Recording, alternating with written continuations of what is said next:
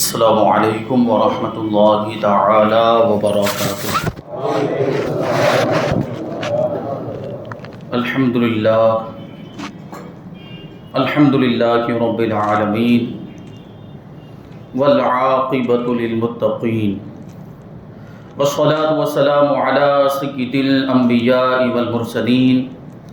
وعلی آلہ واصحابہ اجمعین، اما بعد، فاعوذ باللہ من الشیطان الرجیم، بسم اللہ الرحمن الرحیم۔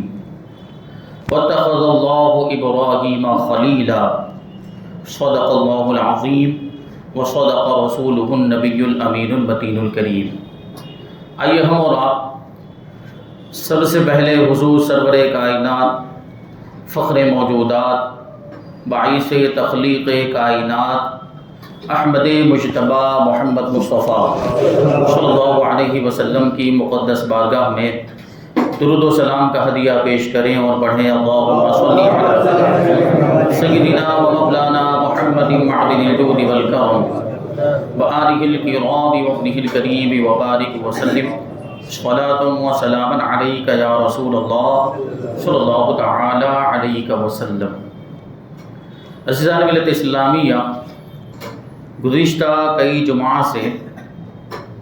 حضرت ابراہیم علیہ السلام کا تذکرہ چل رہا ہے۔ آج بھی انشاءاللہ اس سلسلے کو آگے بڑھائیں گے۔ حضرت ابراہیم علیہ السلام نے اپنی قوم سے اور اپنے چچا سے کہا تھا، اذ قال لأبیہ وقومہ ماذا تعبدون۔ اپنی قوم، اپنے چچا سے حضرت ابراہیم علیہ السلام نے ارشاد فرمایا کہ کیا پوجتے ہو، کن چیزوں کی پوجا کرتے ہو؟ ائفکن آلہۃ دون اللہ تریدون، کیا بہتان باندھ کر اللہ کے سوا اور معبود چاہتے ہو، یعنی جھوٹے معبود بنانا چاہتے ہو؟ فما ظنکم برب العالمین، تو رب العالمین کے بارے میں تمہارا کیا گمان ہے؟ تم تو مورتیوں کو اپنا خدا بنا رہے ہو، بتوں کو اپنا معبود سمجھتے ہو، تو رب العالمین جو سارے جہان کا رب ہے، جو سارے جہانوں کو بنانے والا اور جو سارے جہانوں کو پالنے والا، اس کے بارے میں تمہارا کیا گمان ہے؟ یہ حضرت ابراہیم علیہ السلام نے اپنی قوم سے کہا۔ تو حضرت ابراہیم علیہ السلام کی قوم نے کیا جواب دیا؟ وہ کہتے ہیں کہ کل ہماری عید کا دن ہے، جنگل میں میلہ لگے گا اور ہم سب اس میلے میں جائیں گے۔ یہ سال میں ایک مرتبہ ان کا عید کا دن آتا تھا، تو جنگل میں میلہ لگتا تھا اور اس میں جاتے۔ تو قوم نے کہا کہ ہم قسم قسم کے عمدہ اچھے اچھے کھانے بنا کر بتوں کے سامنے رکھ کر چلے جاتے ہیں اور واپسی پر تبرک کے طور پر وہ کھانے ہم لوگ کھاتے ہیں۔ تو حضرت ابراہیم علیہ السلام کو بھی ان لوگوں نے شرکت کی دعوت دی اور کہا کہ آپ بھی ہمارے ساتھ میلے میں چلیں، ہمارے مجمع کی رونق کو دیکھیں، ہمارے میلے کی زینت کو دیکھیں، اور پھر واپس آنے پر یہ بتوں کی زینت، بتوں کی سجاوٹ اور بناؤ سنگار کو دیکھیں تو شاید پھر آپ ہمیں بت پرستی پر ملامت کرنا بند کر دیں گے، اور جو ہم بتوں کو معبود سمجھتے ہیں، ان کی پوجا کرتے ہیں، اس پر ہمیں برا کہنا آپ بند کر دیں گے جب ہماری شان و شوکت آپ دیکھیں گے۔ لیکن وہ یہ بھول رہے تھے کہ وہ کس سے یہ بات کہہ رہے ہیں۔ وہ ایک اللہ کے جلیل القدر پیغمبر حضرت ابراہیم علیہ السلام سے یہ بات کہہ رہے تھے، جو اپنے فریضے سے کبھی بھی غافل نہیں ہو سکتے تھے۔ جب قوم نے یہ جواب دیا تو حضرت ابراہیم علیہ السلام نے آسمان کی طرف نگاہ اٹھائی اور علم نجوم کے ماہرین کی طرح ستاروں کو ایک نظر دیکھنے کے بعد حضرت ابراہیم علیہ السلام نے ارشاد فرمایا کہ میں تو بیمار پڑنے والا ہوں، میں تو بیمار ہونے والا ہوں۔ قرآن پاک میں اس کو یوں ارشاد فرمایا، فَنَظَرَ نَظْرَةً فِي النُّجُومِ فَقَالَ إِنِّي سَقِيمٌ۔ حضرت ابراہیم علیہ السلام نے ستاروں کو ایک نظر دیکھا، ایک نگاہ دیکھا، اور پھر ارشاد فرمایا کہ میں تو بیمار پڑنے والا ہوں۔ اب بظاہر یہ جو کلمہ ہے فقال انی سقیم، یہ خلاف واقع معلوم ہوتا ہے، لیکن حقیقت میں یہ واقعہ کے خلاف نہیں، حقیقت کے خلاف نہیں۔ اس سے ظاہری طور پر یہ معلوم ہوتا ہے کہ حضرت ابراہیم علیہ السلام جسمانی طور پر بیمار پڑنے والے تھے، لیکن حضرت ابراہیم علیہ السلام کا یہ کلام تعریض کے طور پر تھا، یعنی حقیقت سے مجاز کی طرف اشارہ کرنے کے لیے تھا، اور اس کی مراد یہ تھی، حضرت ابراہیم علیہ السلام یہ کہنا چاہ رہے تھے کہ میں جسمانی طور پر مریض نہیں، لیکن میرا دل بیمار ہے، تمہاری جانب سے مجھے یہ غصہ اور رنج کی کیفیت لاحق ہوئی، تمہاری بت پرستی پرستی کو دیکھنے کے بعد، یہ شرک کو دیکھنے کے بعد میرا دل بیمار ہو گیا۔ حضرت ابراہیم علیہ السلام یہ کہنا چاہ رہے تھے، تو قوم نے سمجھا کہ آپ جسمانی طور پر بیمار ہونے والے ہیں، اس لیے حضرت ابراہیم علیہ السلام کو چھوڑ کر وہ اکیلے ہی، وہ قوم کے لوگ حضرت ابراہیم علیہ السلام کو اکیلا چھوڑ کر وہ میلے کی طرف روانہ ہو گئے، کیونکہ ان کا عقیدہ تھا، وہ ستاروں کے بڑے معتقد تھے، بلکہ ستاروں کو خدا مانتے تھے۔ اس لیے ان لوگوں نے یہ سمجھ لیا کہ حضرت ابراہیم علیہ السلام نے ستاروں کو دیکھ کر اپنی بیماری کا حال معلوم کر لیا ہے، اس لیے اس کا یقین کر لیا، اور حضرت ابراہیم علیہ السلام کو چھوڑ کر وہ میلے کی طرف چلے گئے۔ ساتھ ہی ساتھ ان کا یہ عقیدہ بھی تھا، یہ اعتقاد بھی تھا کہ بیماری اڑ کر ایک دوسرے کو لگتی ہے، تو حضرت ابراہیم علیہ السلام بیمار ہونے والے ہیں، کہیں اگر ہم ان کو ساتھ میں لے کر گئے تو ان کی بیماری اڑ کر ہم کو نہ لگ جائے، اس لیے بھی حضرت ابراہیم علیہ السلام کو چھوڑ کر وہ لوگ چلے گئے۔ جب وہ لوگ چلے گئے تو آخر میں کچھ لوگ جو باقی ماندہ جو پیچھے رہ گئے تھے، اور کچھ کمزور لوگ، بوڑھے لوگ جو آخر میں جا رہے تھے، جب وہ حضرت ابراہیم علیہ السلام کے پاس سے گزرے تو حضرت ابراہیم علیہ السلام نے ارشاد فرمایا وَتَاللَّهِ لَأَكِيدَنَّ أَصْنَامَكُمْ بَعْدَ أَن تُوَلُّوا مُدْبِرِينَ، کہ تمہارے پیٹ پھیر کر چلے جانے کے بعد خدا کی قسم میں تمہارے بتوں کی بری حالت کر دوں گا،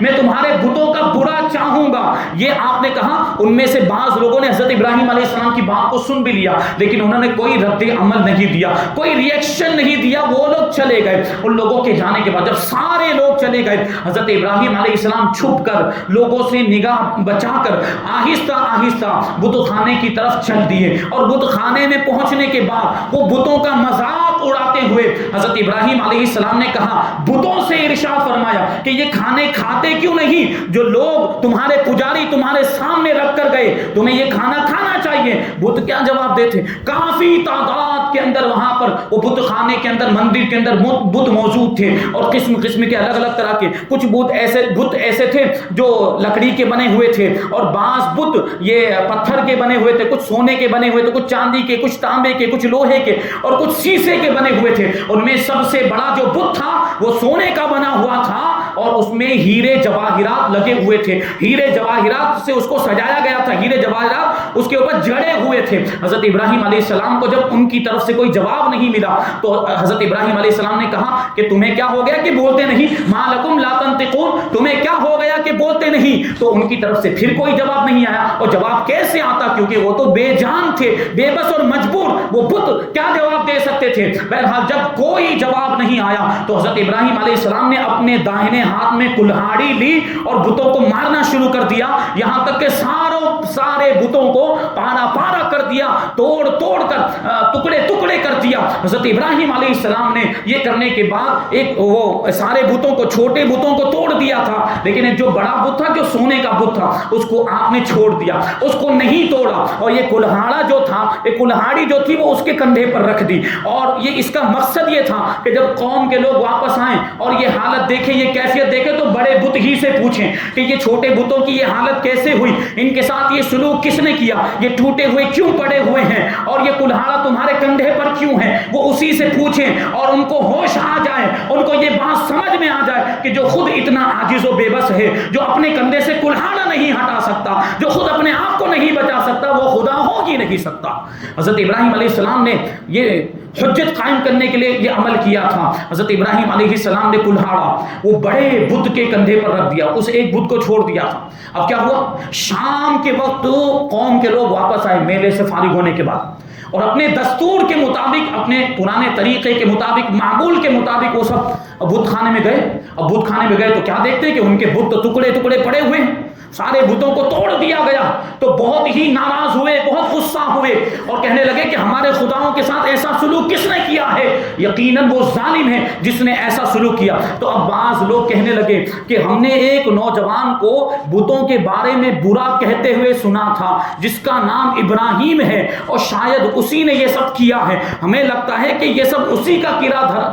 دھرا ہے، یہ ابراہیم ہی نے کیا ہوگا۔ اب یہ بات ہوتے ہوتے نمرود تک اور اس کے وزیر وزیروں تک پہنچ گئی. نمرود کے بارے میں آپ جان چکے کہ بڑا ظالم و جابر بادشاہ تھا, خدائی کا دعویٰ کرتا تھا. نمرود تک یہ بات پہنچ گئی تو نمرود نے کہا کہ ابراہیم کو لوگوں کے سامنے لایا جائے. فاتو بہ علی اعین الناس لعلہم یشہدون, اس کو لوگوں کے سامنے لاؤ تاکہ لوگ گواہی دیں, تاکہ لوگ گواہ بن جائیں. اور اس کا مقصد یہ تھا کہ اس بات پر لوگ گواہی دے دیں کہ وہ بات حضرت ابراہیم علیہ السلام نے کہی تھی, یا یہ جو بتوں کے ساتھ جو بھی سلوک کیا ہے یہ ابراہیم علیہ السلام نے ہی کیا. اس کا مقصد گواہی قائم کرنا تھا اور حضرت ابراہیم علیہ السلام کے خلاف کارروائی کے لیے راہیں ہموار کرنا مقصد تھا. اس لیے لوگوں کو جمع کیا گیا, حضرت ابراہیم علیہ السلام کو بلایا گیا, حضرت ابراہیم علیہ السلام تشریف لائے, آپ سے سوال کیا گیا اور کہا گیا انت فعلت ھذا بآلہتنا یا ابراہیم, کہ اے ابراہیم کیا ہمارے معبودوں کے ساتھ یہ برتاؤ تم نے کیا ہے, ہمارے معبودوں کا یہ انجام تم نے کیا ہے. تو حضرت ابراہیم علیہ السلام نے اس کا کوئی جواب نہیں دیا, اور اس کا جواب نہ دیا,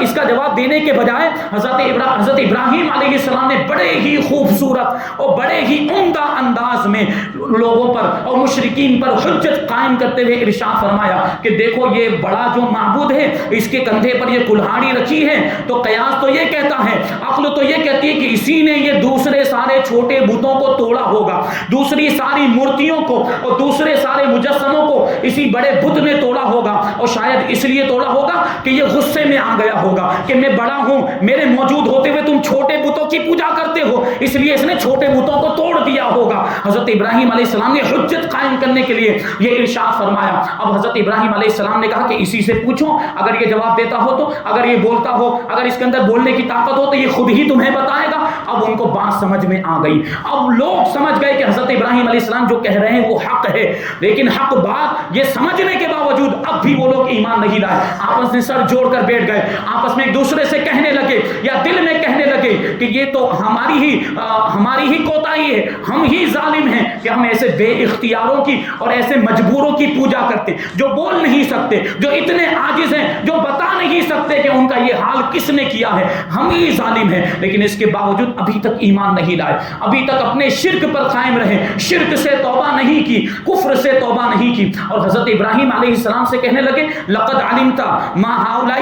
ينطقون, کہ آپ جانتے ہیں, آپ کو معلوم ہے کہ یہ بت بولتے نہیں, تو ہم ان سے کیسے پوچھے. تو اس وقت حضرت ابراہیم علیہ السلام نے کہا قال افتعبدون ما لا ينفعكم شيئا ولا يضركم اف لكم ولما تعبدون من دون الله افلا تعقلون. حضرت ابراہیم علیہ السلام نے فرمایا کہ کیا تم ایسوں کی پوجا کرتے ہو جو تمہیں کچھ نفع بھی نہیں پہنچا سکتے, جو تمہیں کوئی نقصان بھی نہیں پہنچا سکتے, وہ اتنے بے بس ہیں, وہ اتنے عاجز ہیں, وہ اتنے مجبور ہیں, ایسے معبودوں کی پوجا کرتے ہو تو تم پر بھی افسوس اور تمہارے خداؤں پر بھی افسوس جنہیں تم اللہ کے سوا پوجتے ہو. کیا تمہیں عقل نہیں؟ غور و فکر کرو کہ یہ خدا بننے کے لائق ہیں یا نہیں, یہ تمہارے معبود باطل ہیں, یہ خدا بن ہی نہیں سکتے, یہ اتنے بے بس ہیں. اور بھی حضرت ابراہیم علیہ السلام نے بات کہی تھی کہ قال اتعبدون ما تنحتون واللہ خلقکم وما تعملون, کہ کیا تم ان کی پوجا کرتے ہو جنہیں تم خود تراش کے بناتے ہو, جبکہ اللہ نے تمہیں بھی پیدا کیا ہے اور تمہارے اعمال کو بھی پیدا کیا. اس سے یہ دلیل لانا مقصد تھا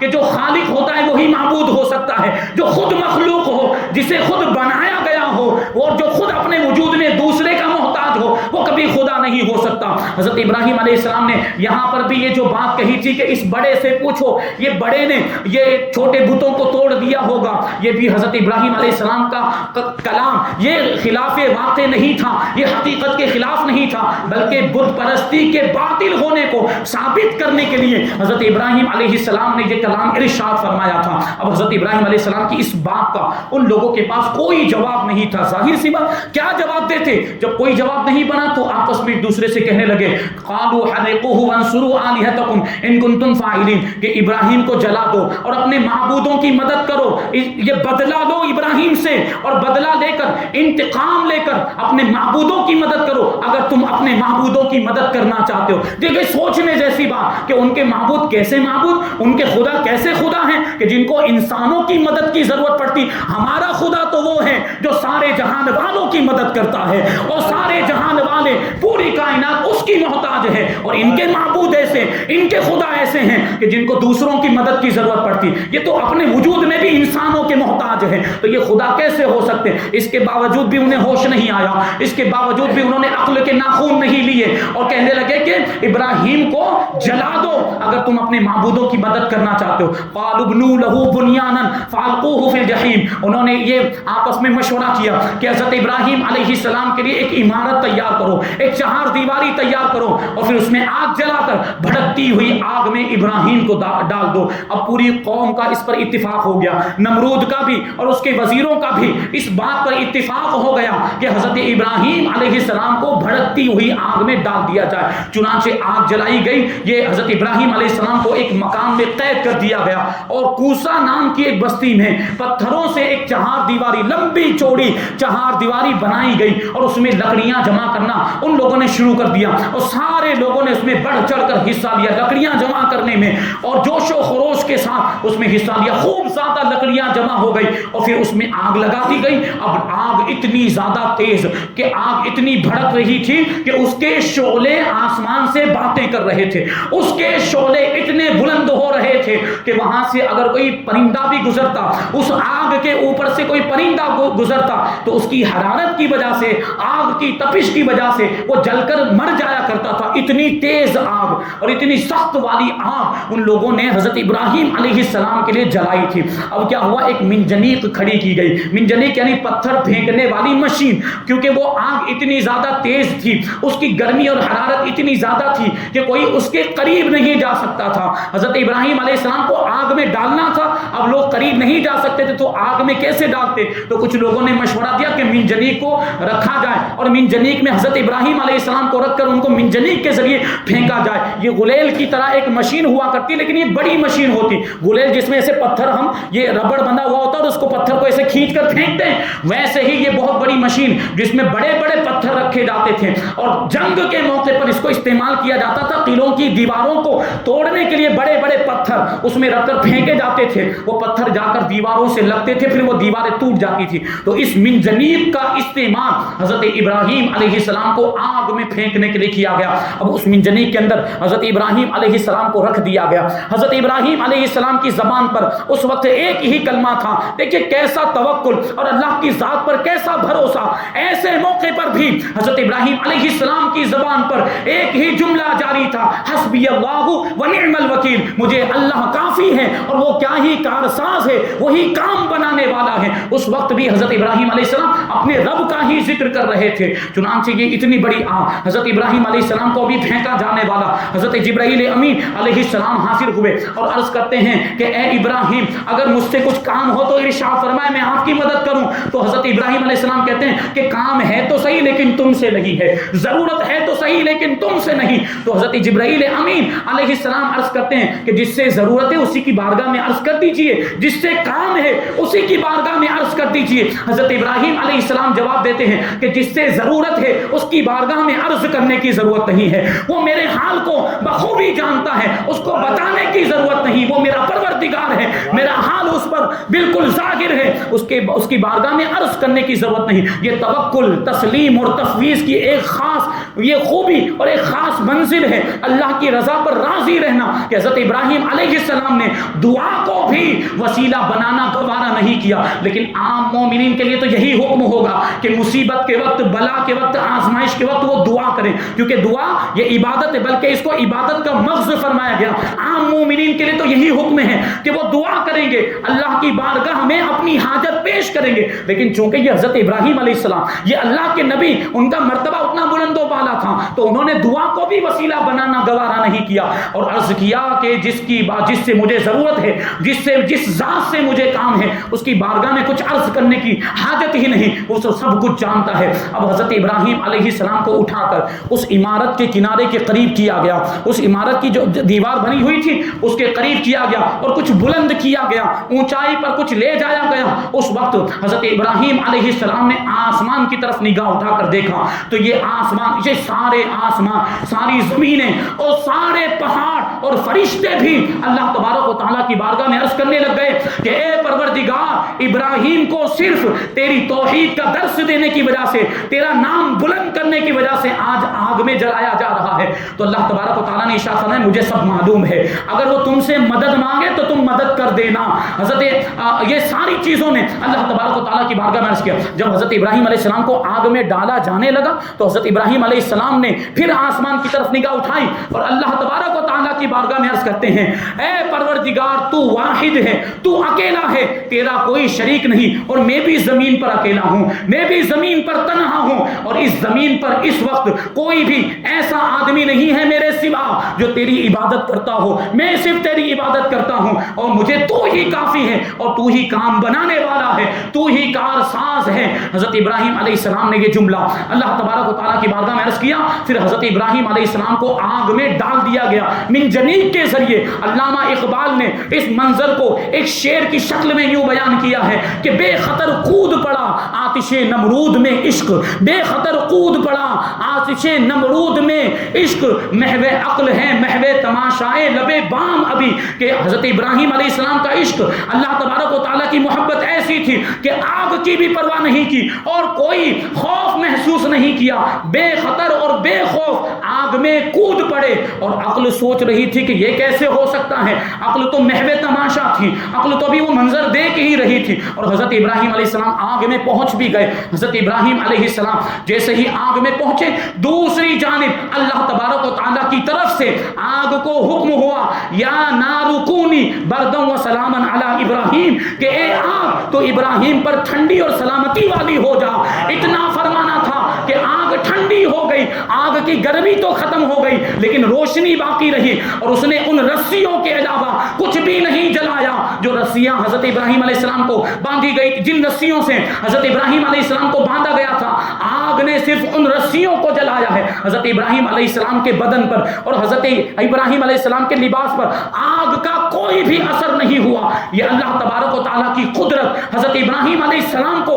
اس طریقے سے پروردگار نے بچا لیا. حضرت عبداللہ ابن عباس رضی اللہ تعالیٰ عنہما فرماتی ہیں کہ اگر اللہ تبارک و تعالیٰ وہ سلامن نہیں فرماتا کہ ٹھنڈی اور سلامتی والی ہو جا, تو آگ اتنی ٹھنڈی ہو جاتی, آگ اتنی ٹھنڈی ہو جاتی کہ پھر ٹھنڈک کی وجہ سے حضرت ابراہیم علیہ السلام کا انتقال ہو جاتا. لیکن اللہ تبارک و تعالیٰ نے کیا فرمایا کہ ٹھنڈی تو ہو جا, ساتھ میں سلامتی والی بھی ہو جا, کیونکہ ٹھنڈک بھی کبھی نقصان کرتی ہے. تو وہ آگ ایسی ٹھنڈی ہو گئی جو نقصان نہ پہنچائے. حضرت ابراہیم علیہ السلام وہ آگ جو انہوں نے اپنے گمان کے مطابق جلائی تھی, اور انہوں نے سوچا ہوگا کہ اس آگ کو کون بجھا سکتا ہے, لیکن پروردگار کی قدرت کے آگے کسی کی کچھ نہیں چل سکتی. جب وہ بچانے پر آتا ہے تو پھر کوئی بھی بال بھی کا نہیں کر سکتا. حضرت ابراہیم علیہ السلام کو اللہ تبارک و تعالیٰ نے اس طریقے سے نمرود کی آگ سے بچایا, اور اللہ تبارک و تعالیٰ کی قدرت کی نشانی اور اس کی تائید کا اس طریقے سے ظہور ہوا. یہ کافر اور یہ جتنے بھی مشرکین تھے سب نامراد ہو گئے, اپنے مقصد میں ناکام ہو گئے. حضرت ابراہیم علیہ السلام اس آگ میں کئی دنوں تک رہے تھے, پھر اس آگ سے نکلے, اور آگ سے نکلنے کے بعد پھر اپنا جو تبلیغ کا فریضہ تھا وہ جاری کیا. اس کے بعد کے واقعات بھی ایک سلسلہ ہے کہ آگ سے نکلنے کے بعد کیا واقعات پیش آئے. حضرت ابراہیم علیہ السلام پھر اپنی قوم میں تشریف لے گئے. پھر انشاءاللہ تبارک و تعالیٰ قربانی والا واقعہ بھی ہم شامل کریں گے, کیونکہ قربانی کے دن قریب آ رہے ہیں. حضرت اسماعیل علیہ السلام یہ کیسے پیدا ہوئے, کتنے سال کی عمر تھی حضرت ابراہیم علیہ السلام کی جب حضرت اسماعیل علیہ السلام پیدا ہوئے. پھر حضرت اسماعیل علیہ السلام, سوچیے آپ کے اتنی زیادہ عمر میں جب اولاد ملے تو وہ کتنی پیاری ہوگی, اس سے کتنی محبت ہوگی. پھر اسی اولاد کو, اسی بیٹے کو قربان کرنے کا حکم ملتا ہے اللہ تبارک و تعالیٰ کی طرف سے. حضرت ابراہیم علیہ السلام سر تسلیم خم کر دیتے ہیں اور اپنے پیارے بیٹے کو قربان کرنے کے لیے تیار ہو جاتے ہیں. تو یہی قربانی کا پس منظر ہے جو ہم لوگ قربانی کرتے ہیں, جو ہم لوگ جانور ذبح کرتے ہیں. تو وہ تو حضرت اسماعیل علیہ السلام کو قربان کرنے کے لیے لے گئے تھے. ہوا کیا تھا کہ وہ تو امتحان میں کامیاب ہو گئے. حضرت ابراہیم علیہ السلام کی آزمائش تھی, ساتھ میں حضرت اسماعیل علیہ السلام کی بھی آزمائش تھی. آپ اپنے پیارے بیٹے کو ذبح کرنے کے لیے تیار ہو گئے, ذبح کرنے کے لیے لٹایا بھی تھا, لیکن اللہ تبارک و تعالیٰ نے دوسری جانب سے حضرت جبرائیل کو بھیجا کہ جنت سے دمبا لے کر جاؤ اور اسماعیل کی جگہ پر رکھ دو. حضرت جبرائیل نے دمبے کو حضرت اسماعیل کی جگہ پر رکھ دیا. حضرت ابراہیم نے تو اپنے قصد و ارادے کے مطابق چھری چلا ہی دی تھی. آپ تو اپنے بیٹے کی گردن پر چھری چلا رہے تھے, لیکن بیٹے کی گردن کی جگہ پر اب دمبے کا گلا آ گیا تھا اور وہ دمبا قربان ہو گیا اور وہ دمبا ذبح کیا گیا. یہ ہے قربانی کی نشانی, یہ ہے قربانی کا پس منظر اور بیک گراؤنڈ. اس وجہ سے ہم قربانی کرتے ہیں. حضرت ابراہیم علیہ السلام کی اسی اسی سنت کو باقی رکھنے کے لیے، کیونکہ صحابہ نے بھی حضور پاک صلی اللہ علیہ وسلم کی بارگاہ میں عرض کیا تھا کہ یا رسول اللہ یہ قربانیاں کیا چیز ہیں، تو اللہ کے رسول صلی اللہ علیہ وسلم نے اس وقت ارشاد فرمایا تھا کہ یہ قربانیاں تمہارے والد حضرت ابراہیم علیہ السلام کی سنت ہے، تو اسی سنت پر ہم عمل کرتے ہیں۔ ہر مالک کے نصاب پر جو قربانی کے نصاب کا مالک ہو اس پر قربانی کرنا واجب ہے۔ اب وہ قربانی چاہے آپ بکرے کی کریں، چاہے پھر دمبے کی کریں، چاہے بھینس کی کریں، چاہے اونٹ کی کریں، اور اس میں جو بڑے جانور ہوتے ہیں اس میں 7 حصے ہوتے ہیں، وہ 7 حصے آپ رکھ سکتے ہیں۔ اسی طریقے سے بکرا تو ایک ہی آدمی کی طرف سے ہو سکتا ہے، اور اس کے اب بہت سارے مسائل ہیں، اس کی ایک تفصیل ہے، انشاءاللہ تبارک و تعالیٰ مسائل بھی تھوڑے تھوڑے کر کے ہم شامل کریں گے۔ اللہ تبارک و تعالیٰ کی بارگاہ میں دعا ہے کہ جو کچھ بھی بیان ہوا اس پر ہم سب کو عمل کرنے کی توفیق عطا فرمائے، اللہ کی راہ میں ہمیں بھی قربانیاں پیش کرنے کی توفیق عطا فرمائے، مذہب اہل سنت و جماعت مسلک اعلیٰ حضرت پر ہم سب کو قائم و دائم رکھے اور اسی پر ہم سب کا خاتمہ فرمائے۔ ایک ضروری اعلان